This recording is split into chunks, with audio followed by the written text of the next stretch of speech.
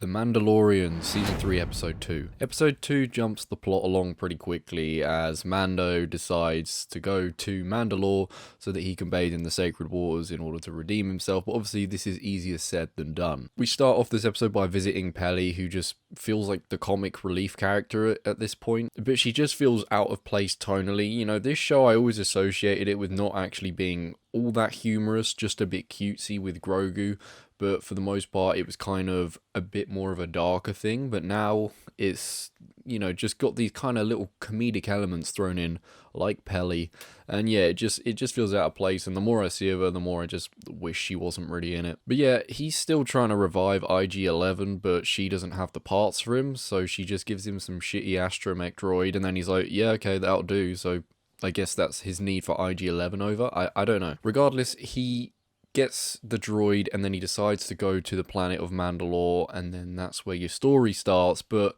honestly it feels rushed. Obviously this story about going back to Mandalore, it's feeling pretty pushed, and obviously I guess as you could tell from the trailers that is the theme for this season, but it's getting pushed so hard that it's moving extremely fast, a bit too fast, and this season feels so disconnected compared to Season 2. You know, if you were to finish watching Season 2 and then just start watching Season 3, it just feels very disconnected. Obviously, you kind of have to watch the Book of Boba Fett in between to get that, you know, thing that connects the two, but you shouldn't really have to watch that.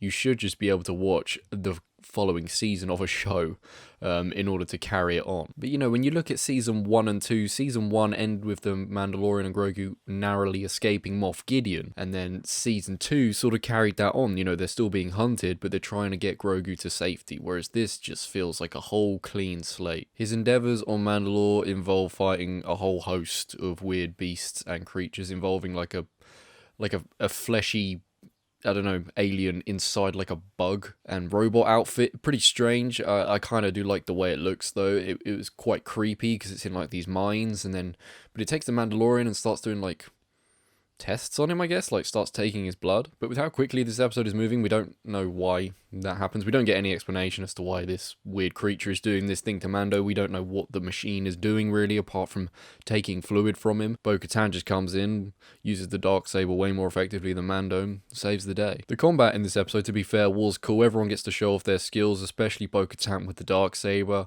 That was a cool sequence. We get to see Grogu using more of the Force. We see Mando kind of struggling with this combat. You can tell that suit definitely feels heavy on him. And in this episode, we get quite a lot of Bo-Katan and the Mandalorian talking to Grogu, offloading information essentially. And the problem is, obviously, Grogu, he can respond in his own way with a little, like, mumble or a burp or whatever. But, you know, us as a viewer, we obviously, there's no conversation being had. So what it really feels like is just Bo-Katan and the Mandalorian offloading, like, exposition and just information, rather than that information being told to us visually, or rather than the information being spoken between two characters, so it feels a little bit more natural.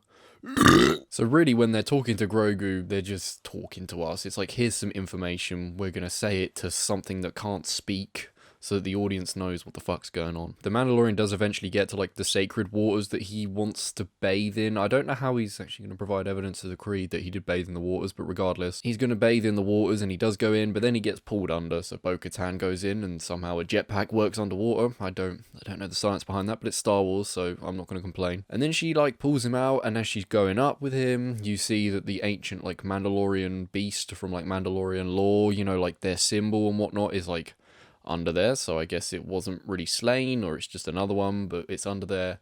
And then your episode ends. While some of this stuff is mildly interesting, I still don't see an end goal for this season at the moment, or just an end goal for any of these characters. You know, I don't see where like the Mandalorian or Grogu or Bo-Katan are heading. It just feels like they're doing stuff. I really wanted more of the Empire attempting to try and hunt down Grogu, and the Mandalorian protected him. I know that's kind of what the whole of like Season 1 and 2 were, but it worked.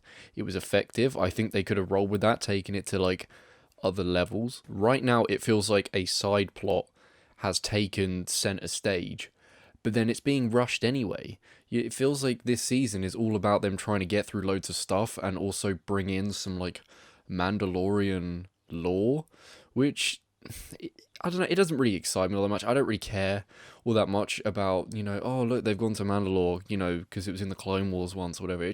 I'm not really that fussed.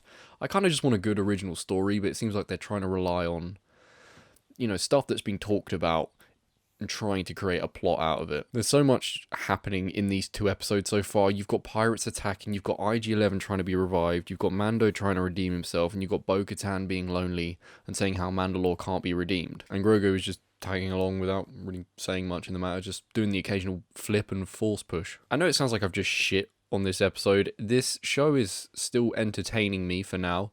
I'm still intrigued enough to continue watching. I'm not mad at any of the episodes. I'm not entirely bored at any point, but I just really see a lack of direction. I don't see where this show is going. I don't see what an end goal is. And really the plot just isn't as fun or captivating as it has been in any of the other seasons. But of course the sets and the CG are very impressive, the combat is fun, but it's just substance is lacking right now. But we'll just have to see where we go next week, and hopefully it can start building towards something and just some exciting shit can happen, because I think if it really starts to pick up after this, you could easily glaze over these first 2 episodes as they're just getting started. I would give episode 2 a 7 out of 10. If you've seen it, let me know what you think about it. Yeah, I'm curious if I'm the only one that's a bit unsure on The Mandalorian now, or if you think it's still as good as it ever was.